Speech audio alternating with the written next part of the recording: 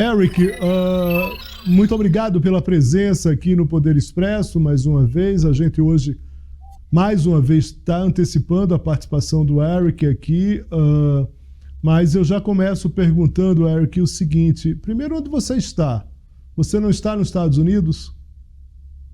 Não, você deve reparar que estou com um novo escritório por trás de mim, ou seja, estou no capital de Goiânia, Georgetown, aqui na América do Sul, mas assim no extremo norte, né? Goiânia é um país de fala inglesa, né? Que faz fronteira com Roraima no Brasil, né? Com Venezuela e Suriname. E eu vim aqui para uma conferência sobre investimento no Caribe, né? Eu fui convidado pelo governo, assim, para fazer uma breve apresentação, etc. Então, estou passando um par de dias aqui.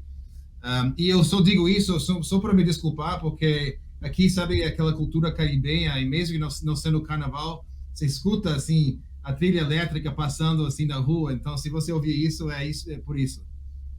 Muito bem, muito bem. Eric, vamos lá.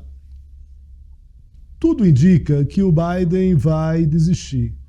Financiadores abandonando o barco, um personagem importante na campanha democrata, o ator George Clooney, ontem escreveu um artigo no New York Times, The New York Times, mostrando claramente, pedindo encarecidamente que o Biden desista, chegou a dizer que amava o Biden, mas que o Biden foi muito importante para derrotar o Trump a primeira vez, mas que ele tinha que desistir.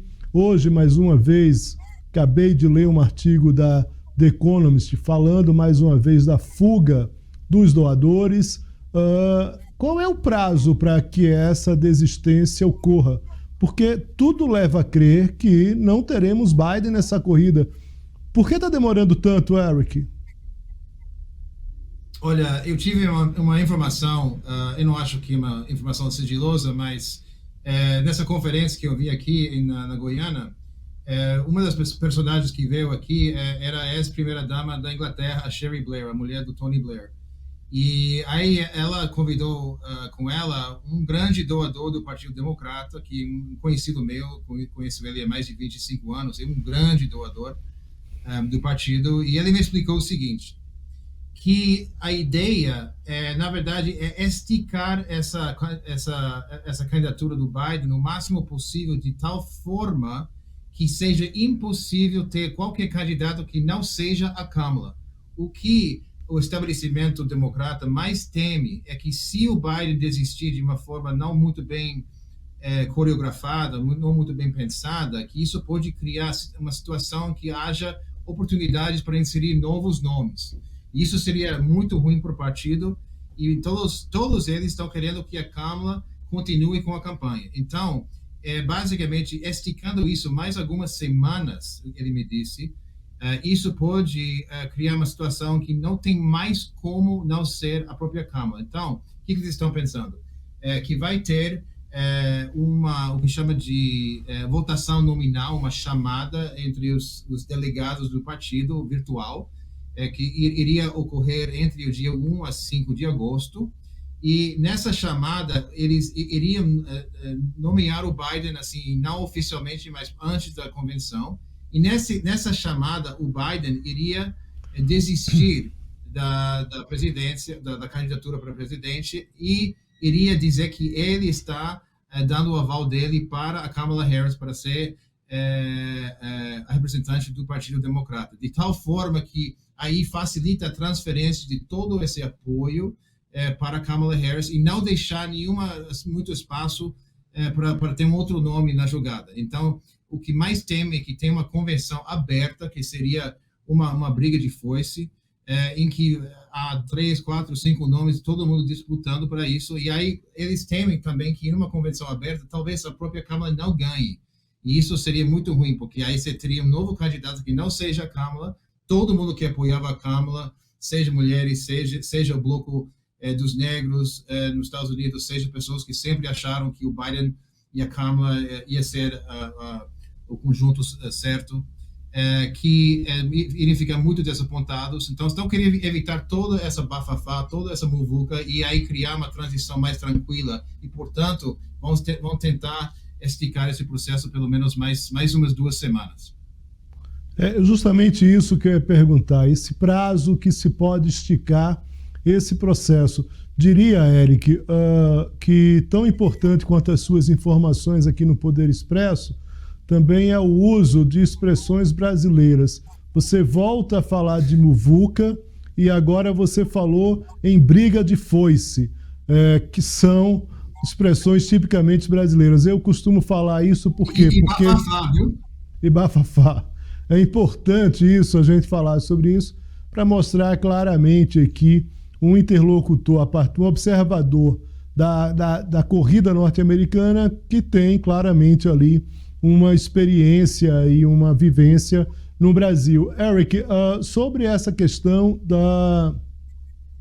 do prazo, a gente está falando aí de 2 semanas, é isso? Teríamos a próxima, então teríamos aí cerca de mais ou menos 15 dias para essa desistência do Biden. O prazo desse grande doador me deu, em geral, ele não também tem a data específica e também é um troço que está sujeito a mudar, mas assim, seria entre 1 a 5 de agosto, ou seja, porque existe uma série de coisas burocráticas e coisas e tal dentro do partido que fazem com que eles teriam que decidir isso antes, né? Então, até essas datas, quer dizer. Então, quer dizer, ele acha que vai ser um pouco mais esticado. Ele não prevê, a não ser que haja, por exemplo, hoje tem um grande momento. Lembra que algumas semanas atrás, Leo, a gente tinha falado que eu pelo menos falei, que essa data, dia 11 de julho, ia ser muito importante, porque essa data ia ser a data em que o Trump ia ser sentenciado. Mas, bom, isso por causa dessa decisão da Corte Suprema sobre imunidade do presidente e tal, e essa data já foi adiada para setembro, parece. Mas essa data continua sendo super importante, essa data de hoje, por outro motivo, porque hoje o Joe Biden, às 18h30, horário Nova York, que seria 19h30 no Brasil, ele vai dar uma mega sala de imprensa para todos os repórteres da Casa Branca, ou seja, falando sobre a campanha dele, evidentemente para mostrar que ele não tem nada que esconder. E isso vai ser um momento ao vivo, sem filtros, que todo mundo, e vai ser uma coisa muito agressiva, todo mundo está antecipando que os repórteres vão pegar no pé dele assim, muito forte, muito feio, e isso vai ser talvez o momento em que vai ser decisivo para ver se ele continua ou não. Então, se ele sair muito ruim hoje, talvez o que parece pouco tempo, 2 semanas até agosto, eles talvez vão ter que criar uma nova estratégia e para ele desistir antes, porque se ele sair muito mal hoje, isso vai só dar mais fogo no que já vem tendo. Muito bem, está previsto para hoje essa sala de imprensa, como o Eric falou, é uma espécie de grande coletiva de imprensa, como chamamos aqui no Brasil.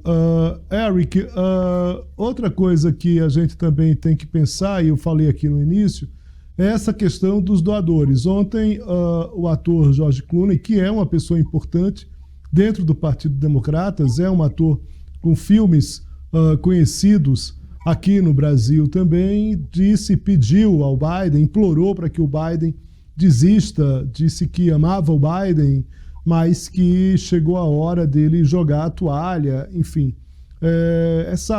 Voltando um pouco aqui à nossa questão inicial, essa fuga de doadores me parece muito claramente mais um grande indício dessa substituição do Biden, não? Veja, essa foi na verdade um editorial que o George Clooney escreveu e publicou no New York Times.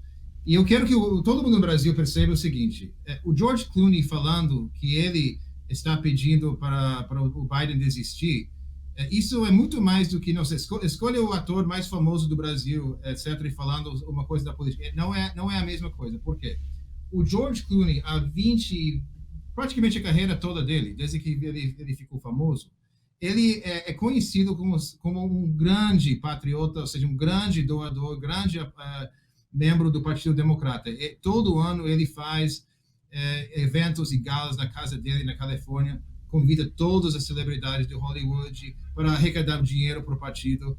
Há 3 ou 4 semanas atrás, ele teve um mega evento, o Biden foi naquele evento, e ele arrecadou, segundo as minhas fontes, $27 milhões numa noite só, de doações para o Partido Democrata. Então, é um cara que você não pode dizer não, é um cara que está aproveitando do momento, é um cara que assim está querendo ficar famoso, tomando uma posição polêmica. Não, o George Clooney é um cara, você pode gostar ou não gostar, mas assim, sem dúvida nenhuma, é uma pessoa muito fiel aos princípios do Partido Democrata e o partido em geral há várias décadas. E ele disse o seguinte: eu não estou mais apoiando o Joe Biden, eu gostei muito do legado dele, apoiei ele no passado, etc., mas ele não tem mais condições de ser presidente dos Estados Unidos. Por quê? Porque ele viu o Joe Biden de perto naquele evento há 3 ou 4 semanas atrás, e ele escreveu nessa coluna que ele fez para o New York Times que o Joe Biden que eu vi naquela noite não era o mesmo Joe Biden que eu conhecia 1 ano atrás ou 2 anos atrás, com certeza não em 2020 e com certeza nos anos anteriores. Ou seja, é um homem envelhecido, um homem fraco, um homem débil, um homem que não consegue assim juntar as palavras muito bem, um homem que tem dificuldade em se movimentar.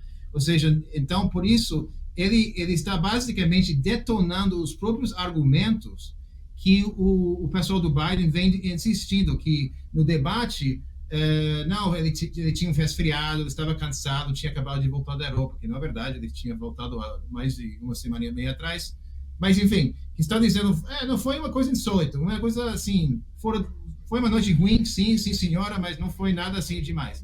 Mas o George Clooney está dizendo, não, eu vi de perto, há 1 mês atrás, num evento que nunca falou que ele estava mal, que estava doente, que estava resfriado, que estava cansado, que ele é exatamente essa mesma pessoa que todo mundo viu com seus próprios olhos no palco, no palco de debate, essa era a mesma pessoa que estava no meu evento na minha casa, nesse grande evento de arrecadação de dinheiro para o partido. Então, basicamente, está detonando os próprios argumentos. Então, eu acho que, com isso, a gente já viu nos últimos 48 horas que a torneira de doações dos grandes doadores basicamente parou. E isso está dando mais fogo nesse sentido de que o seu Biden simplesmente não vai poder continuar.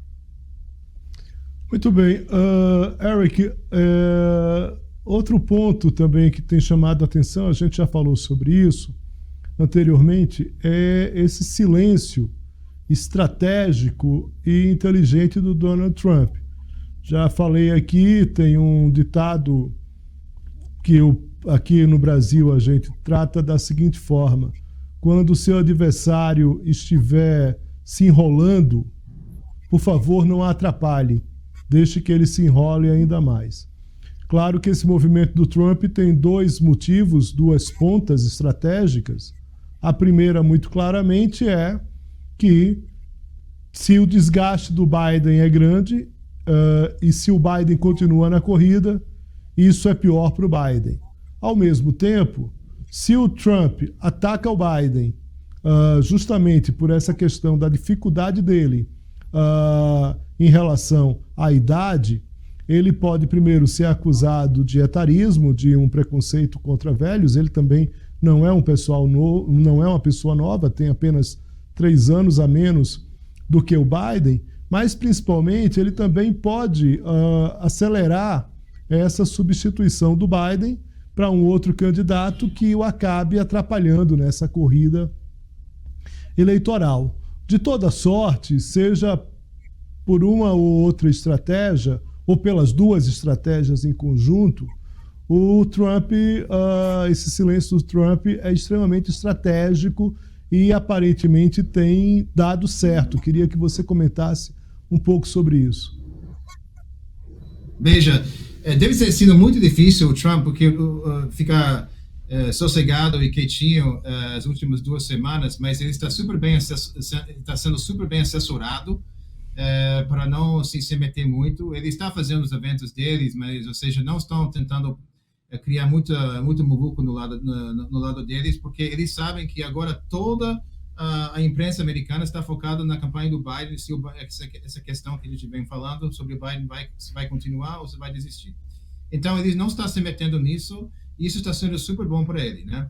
Ele, claro, ele não parou de fazer eventos nem nada disso, mas, ou seja, e a gente está vendo que aos poucos a campanha, sobretudo, está começando a soltar algumas propagandas já atacando o Biden e a Kamala, só porque eles estão vendo que provavelmente a Kamala vai ser a nova personagem, o novo adversário, então estão começando a aquecer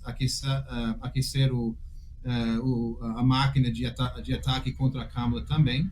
Mas, de forma geral, ele está muito sossegado, muito quietinho, muito silencioso.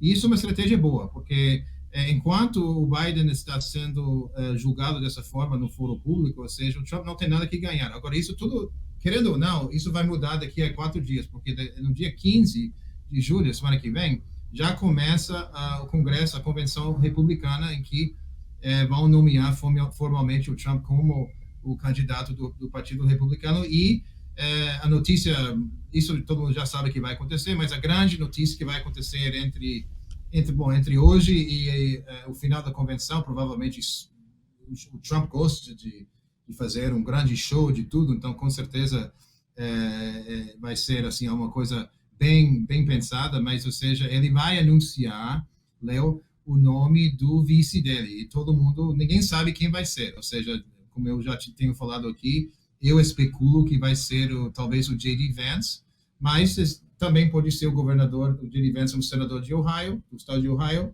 e tem talvez o governador da Dakota do Norte, que chama Doug Burgum. São os dois nomes que todo mundo fala, mas Trump, você nunca sabe, ele pode escolher uma pessoa que ninguém está cogitando. Mas, enfim, ele não vai poder ficar silencioso por muito mais tempo, mas quanto mais tempo ele fica silencioso e deixa o Biden e essa muvuca toda do Biden a ser circular, melhor para ele. Muito bem.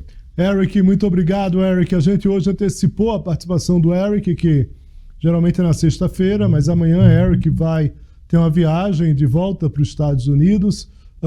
Hoje ele está em Georgetown, mas amanhã volta para os Estados Unidos. É possível que a gente volte a conversar com o Eric amanhã, a depender dos horários aí dos voos do Eric, mas a gente resolveu antecipar essa conversa com o Eric, dada a importância desse tema, dada as análises e as informações do Eric. Essa transição entre a campanha do Biden para a Kamala é impressionante, é muito estratégico em relação aos democratas. Eric traz essa informação aqui para a gente como informação e uma análise muito importante. Eu só tenho a agradecer mais uma vez, um forte abraço para você, bom retorno para os Estados Unidos. Obrigado, Léo. Se eu não perder a minha conexão em Miami amanhã, talvez a gente fale outra vez logo. Muito bem, forte abraço.